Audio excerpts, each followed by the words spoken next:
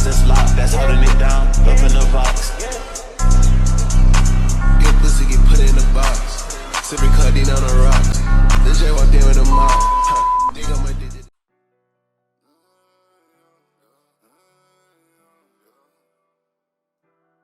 What's going on, guys? Seek No Seek here. Yes sir, we got another one more, another animated horror story for the ones that do love it. For the ones that scared, you know what, just turn it up, lay in bed, cut the lights off. You ain't even got to watch it, just listen and close your eyes and visualize the story. Want to see what this about? Say it's gonna be a movie theater one. Hope it don't be like Scary Movie. Wayne Brothers. Yes sir. Hey man, like I said, we're gonna go ahead and keep this short and sweet. Subscribe to the channel, and if you have, go ahead and make sure you click that notification bell so you'll be alerted as soon as I drop a new vid. Smash that like button if you love the video, and let's just go ahead and jump into it. I've always loved the Scream movies, ever since I was a kid. I always thought they were a fun concept that everybody took too seriously. But not after what happened a week ago. I'll never watch those movies again. And I just said something about Scream movies, man. Oh no, I said Scary Movie. My fault. Already. My date and I were headed to the movies. Windows down, music playing loudly. It was a night to remember. I pulled into a parking space and helped Steph out of the car, linking arms as we walked into the theater. We were headed to watch a horror movie. Scream, of course. The lights were dimmed and people had taken their seats. Suddenly, I felt Steph stiffen beside me. I just saw someone in a Scream mask lurking behind us. Don't be like that, Steph. You're just getting scared and you want to leave. No, seriously. There's a guy in a Scream mask right behind you, Johnny. Turn around. Come on. Forget it, Steph. You're not going to trick me. I can't with you. She laughed and seemed to give up on getting me to turn around. As the movie began, however, I couldn't help but turn around a bit, just to see what Steph was talking about. In the top row of the theater was a man wearing a Scream outfit and holding a large silver knife. The hairs on the back of my neck stood up as I looked at him. He was looking straight at us and laughing.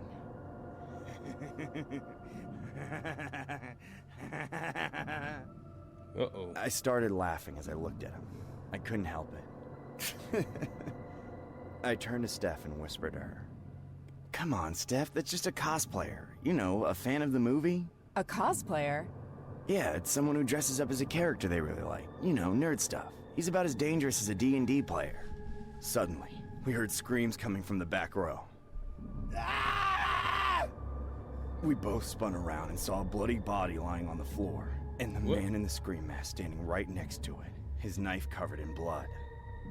I jumped out of my seat and grabbed Steph's hand, and we ran towards the exit. We reached the door, but it was locked. We shouted for help, but all we heard were screams coming from outside. What? Suddenly, the door opened, but it wasn't someone who had come to help us. It was another man wearing a Scream mask. We ran back up the stairs and barricaded ourselves in the projection room. What's going on? Johnny, what's happening? I don't know, Steph. Just help me put this chair in front of the door. We heard a loud crash followed by several bangs on the door. The man with the knife had broken down the door and was advancing on us. Suddenly, a sharp blade flew through the air and cut Steph's throat open. Oh. I screamed and ran to her, tears streaming from my eyes. No! No, Steph! But before I could do anything, there was another blade coming at me. I dodged it and ran out of the window. I ran out. So he Neo dodged the knife. Man, hold up, man. Ain't no way. I wonder, okay, they say Scream 4.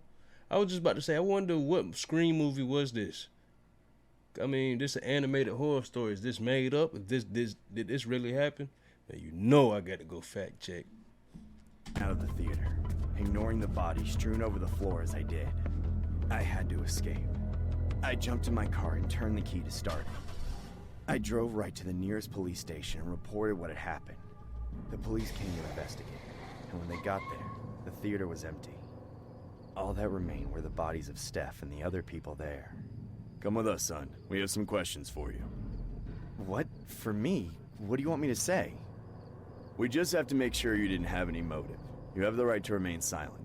I was taken away, my heart racing as they interrogated me. Eventually, however, they grudgingly let me go and I drove away with relief.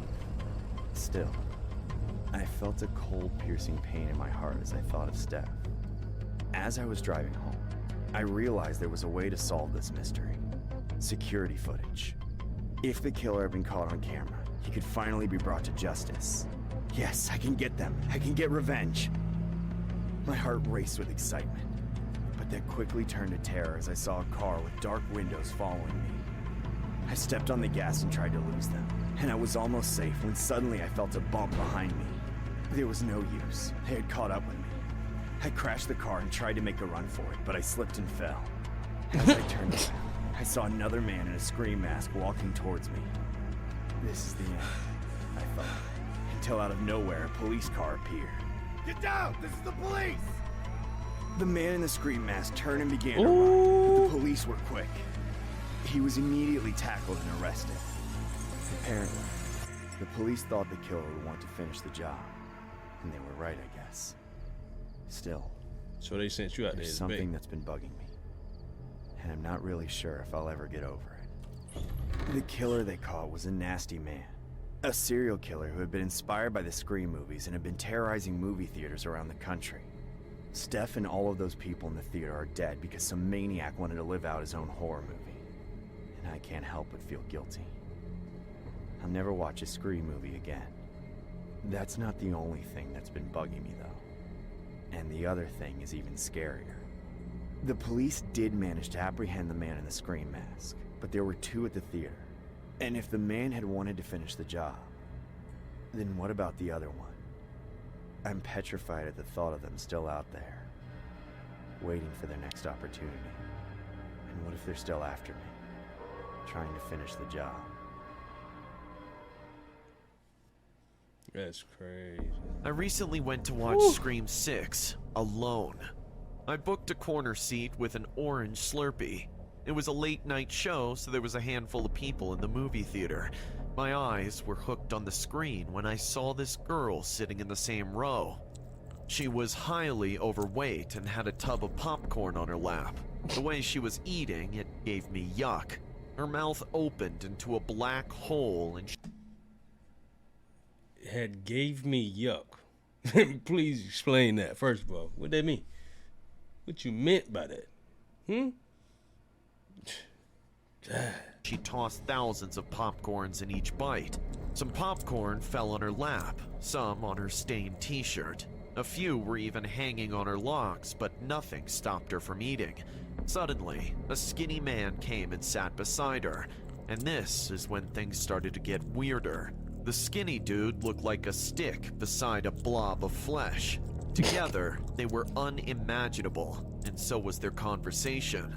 Do you want more? Yes, yes!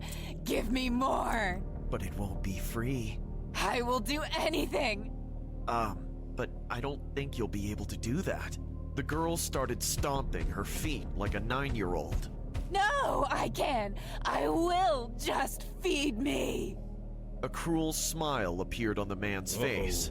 He took out a candy bar from his pocket and started swinging it in front of the girl's face. The moment the girl saw it, her eyes went wide. Her mouth started to drool. She took out her tongue and started panting like a dog.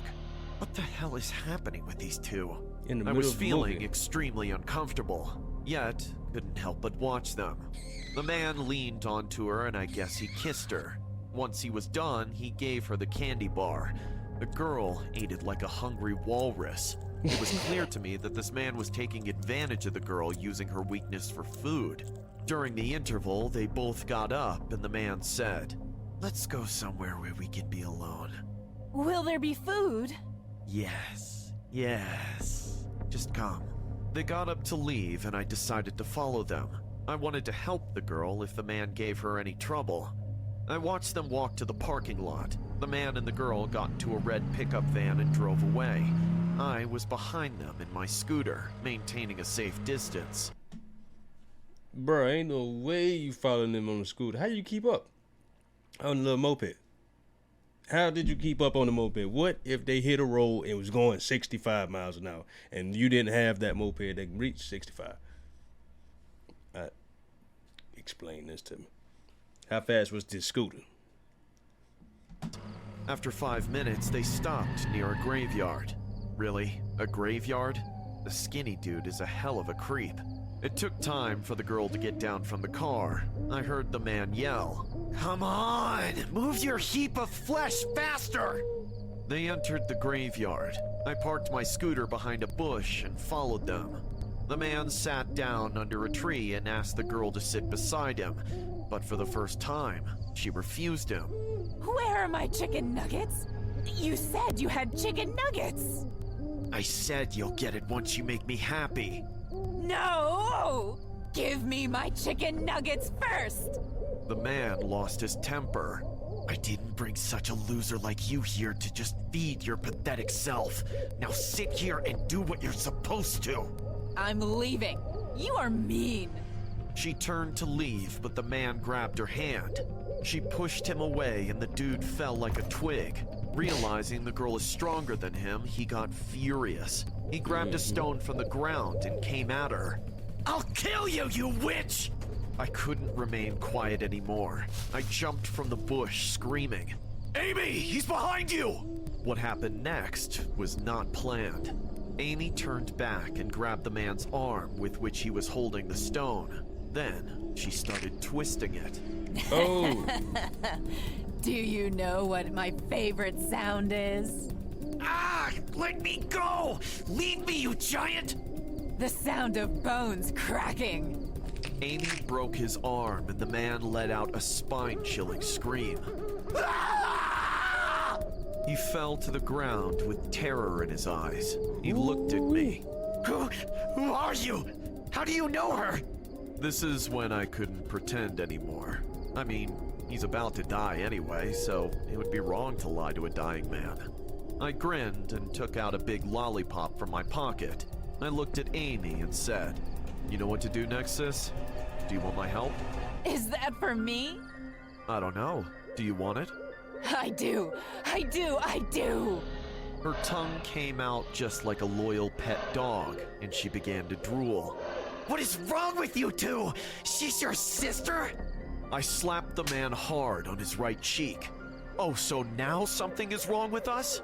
What about you, you skinny freak? What was in your mind when you agreed to go on a movie date with a giant? Huh? You're so pathetic that you prey on girls like her, thinking she will fall into your lap because she would have no self-esteem? Isn't that what you thought? Please, let me go! I'll never— It's too late for you now, Mr. Slenderman!" I threw the lollipop at Amy and she grabbed it with her teeth. "Amy, put him to sleep. I'll check his car for valuables we can sell tomorrow. 3 robberies in 1 week. Not bad. If you keep helping me like this, I promise I'll buy you the biggest fridge in the world and fill it with all your favorite foods." I will help you. I want to help. Amy shifted her burning eyes to the man. The man started to crawl back, screaming for help. "No, no, please! Let me go! Please! No!" I came back to the red pickup van and made everything mine. The man's scream faded into the dark sky and Amy came back. Her clothes were stained in blood, but her entire attention was on the lollipop. I put my little sister in the passenger seat and left the scooter behind the bush. It was also stolen, so no harm. As we drove into the empty highway, Amy asked, Will we go back to the same movie theater tomorrow? I caressed her cheek and nodded yes. yo. Ain't no way. Bruh, ain't no way. Man, this man was in it the whole time. Man, he was the mastermind of, yo. And it was recent too. Scream 6. And oh yeah. He's about to get up out of hand, man. I'm about to do me another animation story. Animated horror story.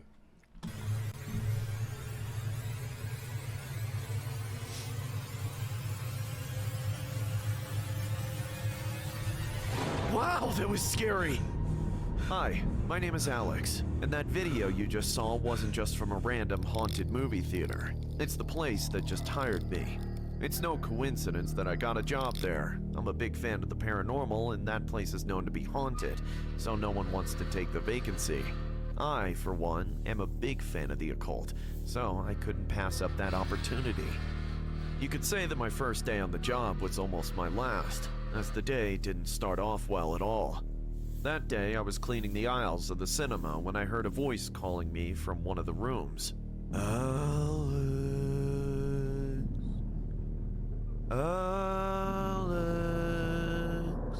I approached slowly. My first half hour at work, and I was already being called by a spirit. I took out my cell phone and started filming. At that moment, I was very scared, and with every step I took towards where that voice was coming from, it made my skin crawl. I got closer and closer, so much so that I could already feel the breath of the person who was talking to me. I wanted to turn back, but I couldn't regret it now. Boo! Ah! As I looked in the direction of that noise, it wasn't a ghost. It was a coworker wearing an Annabelle mask. Other employees came out of their hiding places laughing loudly and welcomed me. After that, I wasn't so scared anymore. I continued sweeping alone until suddenly, a voice called me over the loudspeakers telling me to go to the boss's room. When I got there, I found Mikhail, the owner of the movie theater. He seemed to be a grumpy and impatient man. He was furious when I asked him if there were any ghosts, and he told me it was all bullshit. After that, he sent me to clean only the movie theaters, and that's when it all happened. I started cleaning the back room, an empty room.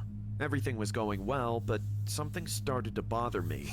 A strange metallic smell was spreading throughout the room. From 1 second to the next, the temperature dropped so low it was almost unbearable. I looked up and saw a boy in front of me. Had he snuck in? I chased him to the main screen, but in the blink of an eye, the boy had disappeared. Before I could react, the projector in the room turned on and started projecting a black and white movie. I turned around to see it, and it wasn't any film in the wallet. It was tapes of horrible, uncensored torture. This was definitely a joke in bad taste. I turned around angrily and automatically fell to the floor in terror. Every seat in the room was taken. All the people in the seats were in black and white, wearing odd clothes. But the strangest thing was that they were glitching, as if they were part of an old movie. I walked slowly towards the exit door. All those people were following me with their eyes, with glaring red eyes that shone like lights and contrasted with their black and white bodies. When I reached the exit door, I opened it slowly, but something interrupted me. Next to me was a shadowy person almost 6 feet tall. The person with a hazmat suit used to combat radiation grabbed me by the hair and dragged me back to the center of the screen, where it released me. As I watched, the person in the hazmat suit took off the helmet, and behind it, there was a woman in black and white. But something was wrong with her face. Half of it was burned off. You could see pieces of flesh and even a skull. It was as if she had a horrible acid accident. Without the slightest contemplation, the woman pulled out a small scalpel and threw herself on top of me. When I tried to react, it was too late. The woman was cutting open my belly and pulling out all my guts while the audience watched in amazement. Yo, if you don't get Two-Face up off of here, man, Two-Face got to go back to Batman, back to Gotham. Ain't no way Henry Dent, well, Mrs. Henry Dent is in here. And then you got the people laughing at my guts getting pulled out, man. Okay. And applauded. Suddenly, the door opened violently and someone came walking towards where I was. It was my boss. Sir, run! The ghosts are real! Oh, I was looking for you. Out of nowhere, my boss grabbed the disfigured woman's face and pulled her close to his. The man began to kiss the girl passionately. As he turned around and looked back at me, something in him had changed. His lips were disintegrated, and there was a huge hole in his throat as if he had swallowed lava. What are you doing lying there on the floor? Bleeding to death like a good-for-nothing? You are useless! I knew I couldn't trust you. I should have never hired you! At that moment, I looked down at my body. I was unharmed. I had no wounds. I stood up and ran to the exit door, where some co-workers tried to scare me again. But this time, when they saw my face, they were the ones who were scared. A few minutes later, I was taken to the boss's office, and there I met him. He was not the same boss I had met before. He was much younger and more caring. He told me that this place is haunted, and that is why the movie theater remains attractive to teenagers. He also told me that this place used to be not a movie theater, but a clandestine place used in the war to torture people. Many wealthy citizens would come and watch this sitting down as if it was a show. And the man who claimed to be my boss was the owner of the place, while the lady in the hazmat costume was his wife, who died in a fire while torturing a little boy. From that day on, I strictly followed all the rules of the cinema. I never had to interact with any ghosts, and in case I cleaned up alone and felt cold or had a strange smell, I had to leave. If I followed all the rules, I didn't have to be afraid. This was just another job. Man, please.